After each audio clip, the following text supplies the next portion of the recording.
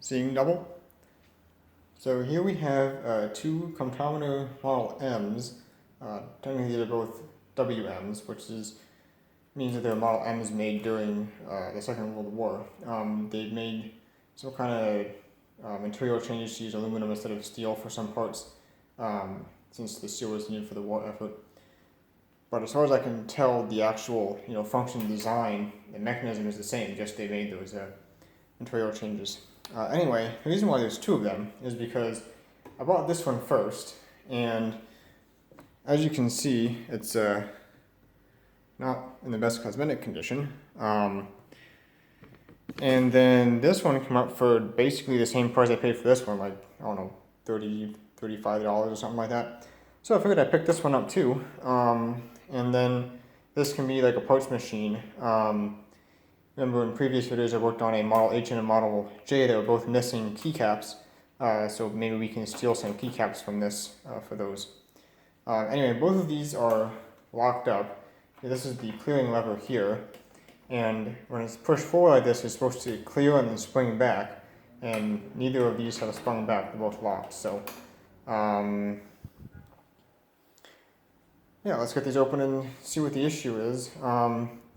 Collectors don't seem to care about these comptometers a whole lot, and it kind of makes sense. By the time these machines came out, I think these were made from 1939 to 1950 or something like that. There were far more advanced machines in the market than the comptometer. In 39, if we didn't have their Model S, Marchand had been making the silent speed for years. Modus had been making fully automatic machines for years. So, as far as, advanced fancy machines, this was not it. There were many more advanced machines, many fancier machines that had been on the market for years before this was introduced. But comptometers were still used as back office data processors. People who had to do all the billing for like HR and stuff like that, just adding up sums of numbers all day. You really couldn't beat this because it's keyboard driven. Well, it would be if it wasn't locked up. So you don't have to set a number and then press a key, set a number and then press a key. You can just go right down and enter the numbers as you go.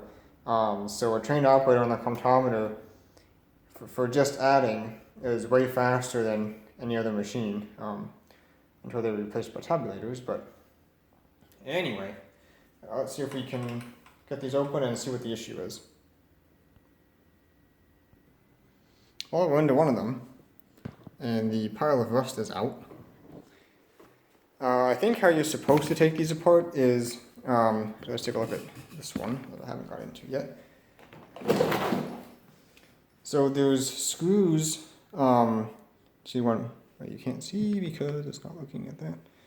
There's screws all the way around here except for the missing ones, which means someone may have already been into this one, so I'm not sure what we'll find there.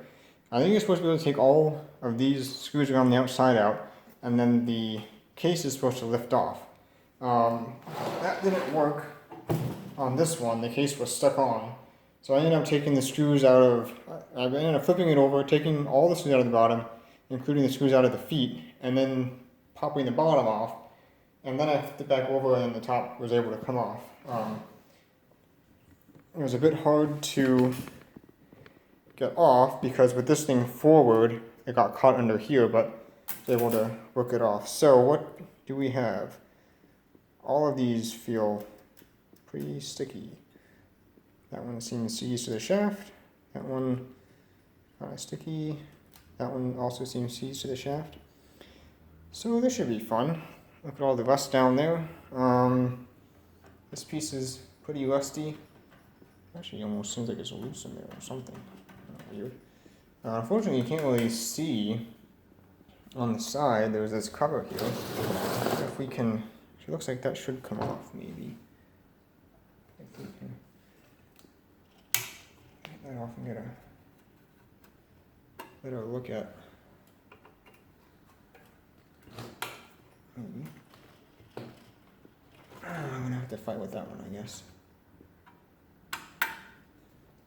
All these are pretty corroded. The screwdriver will help, or just, that's not gonna work. pause and there it goes. So it looks like this should slide. Hey. How about that? And so rusty spring, couple rusty springs.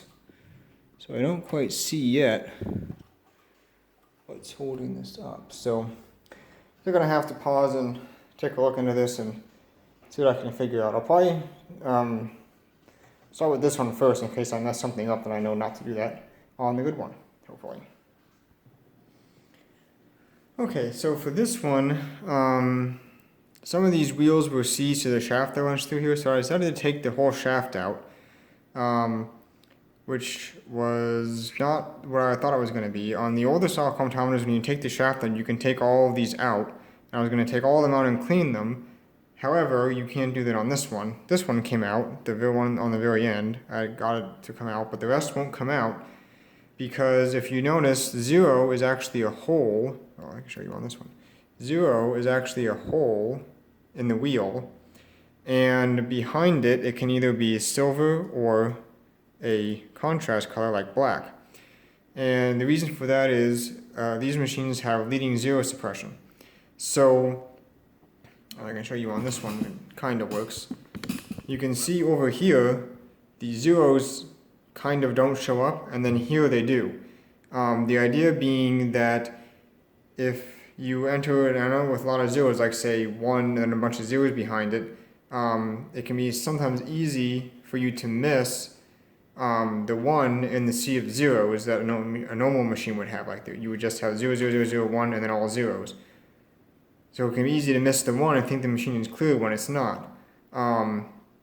So in these machines, they introduce leading 0 suppression so that in that case you would have blank, blank, blank, blank, blank, 1 and then all the zeros. Anyway, what I'm getting at is the 0 contrast indicator, whatever you want to call it, this shade that either shows no color or color for 0 prevents these wheels from coming out. This one I managed to fight out, but I can't get the other ones out. So I started to put the shaft in and then realized once I got maybe to around like here or here that some of these columns have little pieces that need to go on the shaft, which I missed, so I would have to take the shaft all the way back out and then put it back in and trying to get those pieces to go back on. And this is not easy to get in because in addition to getting the wheels to go on the shaft, you also have to get the 0 shade mechanism to go on the shaft as well, and the only thing you have to grab for that is this little tiny piece here. So yeah, it's not fun. I have no idea how they assemble these at the factory. I initially thought that I'll be able to take this whole register mechanism out because on these machines the register actually rocks in and out of engagement with the rest of the mechanism, but that won't come out like that. So I can't imagine that they assembled the register and the columns and everything all, slice by slice as they went across. That seems a bit odd to me that they would have done that, but I don't know. I don't know how they put this together. After getting discouraged about that and knowing that I have to take this whole thing back apart again, I turned my attention to this one just to have a look at it, and I found what was locking it, so now it seems to work.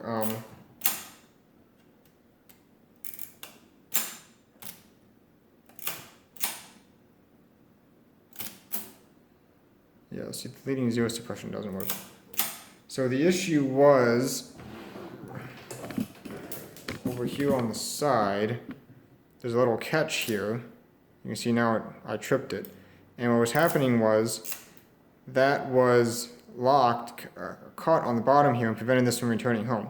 So I reset it manually, it returned home, and I tried again and locked it again, but now it seems to be working. So I don't know, there must have been some dry grease or something in there that was causing it to either stick or latch at the wrong time or something. Anyway, so let's see.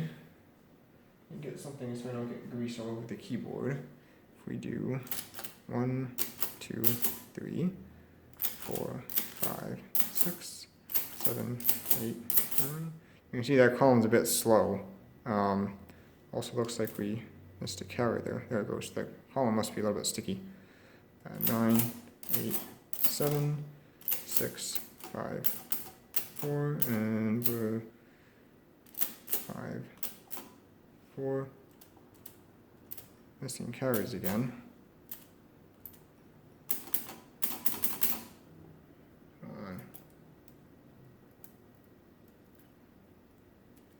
Well, it's not working right. This column is not springing back up. That column is free, and I'm sure that's supposed to be the case. There it goes. So yeah, it's a bit sticky yet. Let's try it again. 1, 2, 3. That doesn't seem right. 1, 2, 3, 4, 5, 6, 7. Now it carried. 8, 9, 8, 7, 6, 5, 4, 8, 2, 1. Hey, good. 3, 3, 3, 0. And looks like these have worked now, the leading 0 suppression. So you can see now how it would be blank, blank, blank, blank, and then 3, 3, 3, and then a colored 0. Okay, so seems to be loosening up. And you can see how slow that one returned to 0. So that's definitely going to need some oil, definitely some dried grease or old grease in there, slowing things down. But so far so good. So I think now I'm going to concentrate most of my attention on this one, see if I can get this one working decently, which hopefully, since it already seems to be kind of getting there on its own, hopefully it won't be too bad.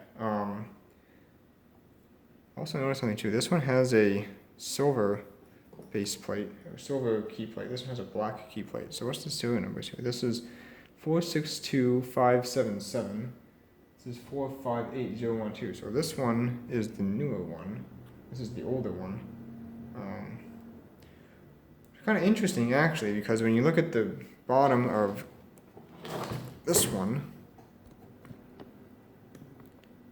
and you see the plate there has the old style Felton Talent Manufacturing Company logo.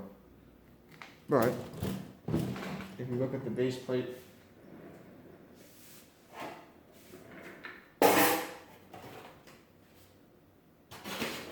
the other one, which is probably going to dump rust everywhere, we can get a view here. Shake rust over my table. You can see it doesn't even say Felton Town, it says patents. So, kind of interesting. I wonder why the newer machine would have the older logo.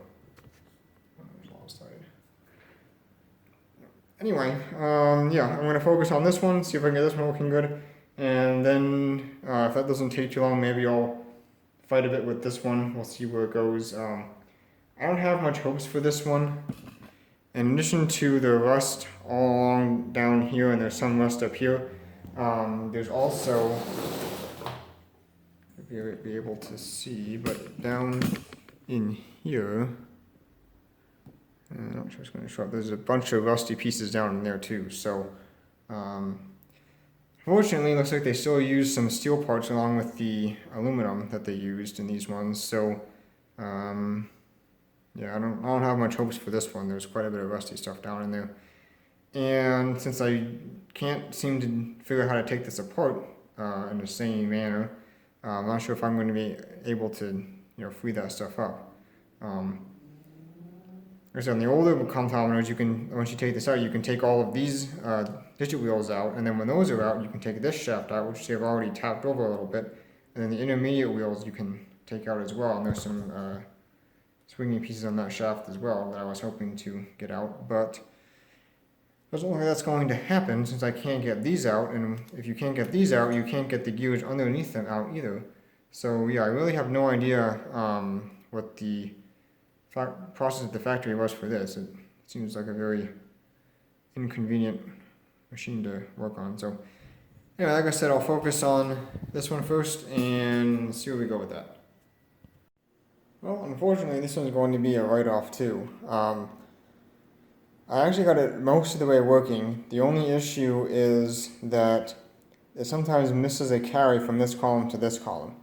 And after oiling it and working it, and it wasn't getting any, didn't seem to getting any better, I took a look, and there's way down inside here, there's a disconnected spring that latches the carry trip. So basically, there's spring-loaded carries. So when this goes from 9 to 0, it releases a catch, and then there's a spring-loaded, I don't know which one to call it, but basically there's a spring-loaded piece down there that springs half a turn, and then it's supposed to catch and stop, and then when you keep adding, and then it starts building up spring pressure for the next time.